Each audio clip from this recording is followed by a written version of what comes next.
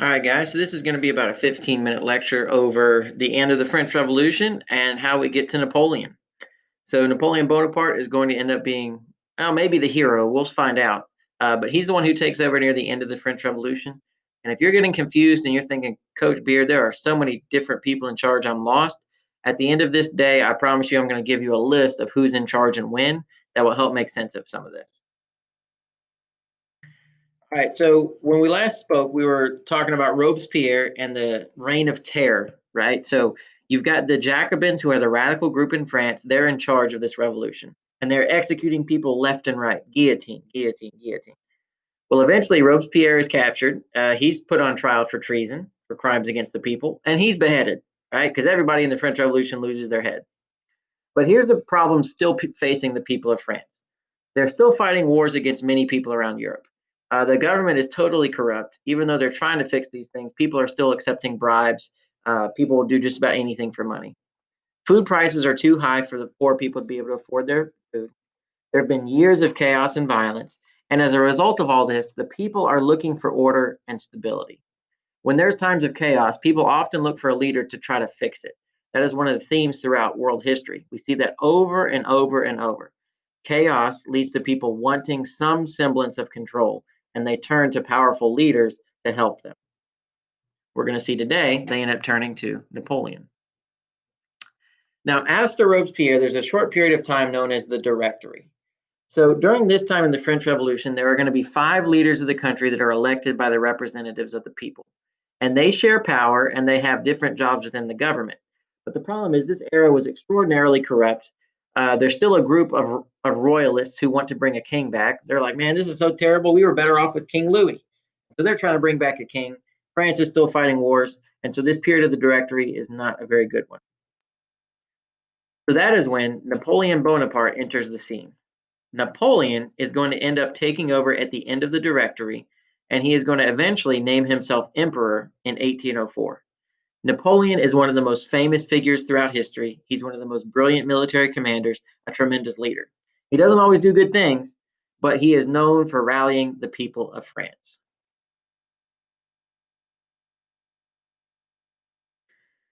Now, he's going to take over during this, sorry, he's going to take over this time by gaining popularity as a military leader. So while there's all these wars going on, there's a lot of French soldiers dying, but there are a few military commanders who are winning and gaining great popularity. Uh, Generally in world history, if you're a general and you win, the people love you if you're winning wars.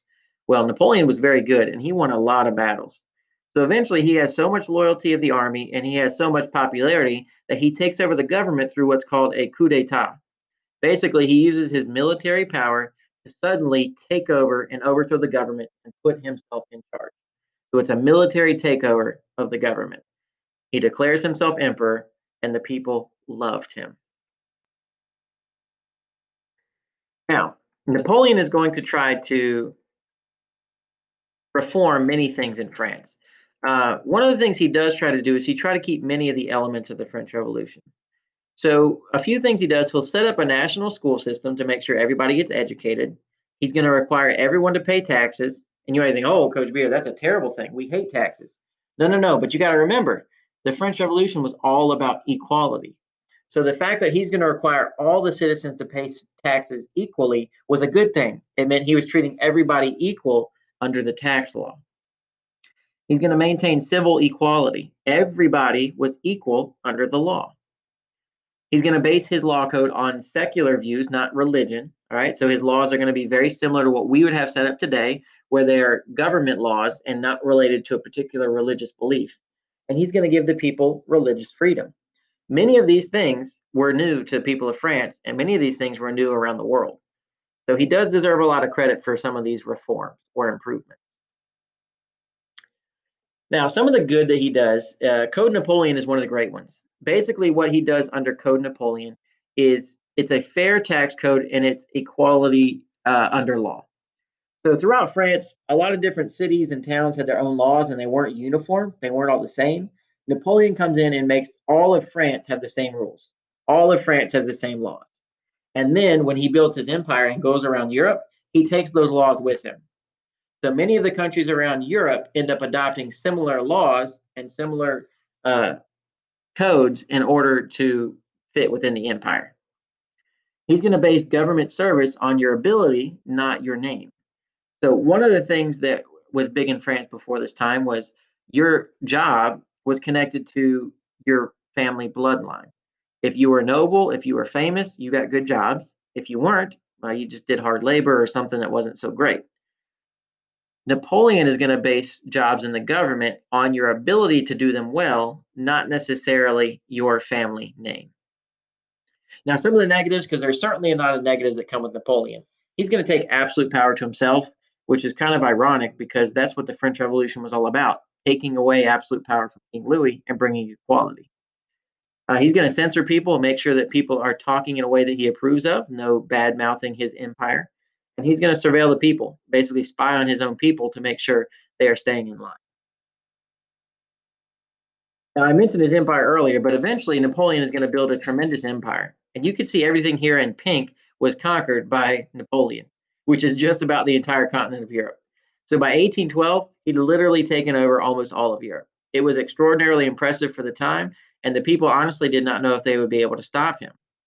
Now, as he did this, he spread ideas of the revolution and he spread his law code around Europe. And so these ideas are not only going to impact France, but as a result of his empire, they're going to impact so many more people around the world. Now, I mentioned this thing of nationalism, but nationalism is a tremendous part of the French Revolution. Nationalism is an intense love and pride for one's own country or one's nation. In France, we see an all time high. Like never in world history had there been nationalism like we see in France at this time. But on the flip side of that, in the areas where France took over, when they go and conquer an area that's not French and they turn them into French, the people don't like it. And so they have this intense hatred of France because they feel nationalistic or they feel nationalism pulling them towards their own country, not pulling them to France. And so it's going to create some division and it's going to create some rebellion. Now, this idea of nationalism is hugely important. And over the next 100 years, it's going to grow stronger and stronger and stronger and stronger, and going to eventually lead us to World War I, which we'll talk about here in about a month. Eventually, Napoleon loses. He does not hold on to his empire forever. Two big things he does that fail. The conquered people are resisting French rule and they're revolting around Europe. And so he's having to put a lot of resources into stopping those rebellions. And then he decides to invade Russia. So by 1812, he gets together an army of about 600,000 French soldiers. He marches into Russia, and it is cold, and the winter is terrible, and there's not enough food. And before they can even fight and lose battles, men are dropping dead left and right from the cold. Thousands and thousands and thousands of French soldiers are going to die because of the Russian winter, because of the cold weather and the sickness. Eventually, it weakens Napoleon to the point where he is able to be defeated. Uh, he is captured, and then a king is put back onto the throne of France. And all those areas he had conquered are once again given their independence, and they set up their old king. Now, Napoleon's final years are quite frankly one of the funny things in history. So, after his first defeat, he is exiled to an island. So, the people of Europe are like, we don't want to kill him, so let's just stick him on this island. Well, the people of France still love Napoleon. And after a short period of time, Napoleon escapes his island, comes back to France. The king sends out the French army to meet Napoleon and kill him. But what does the French army do?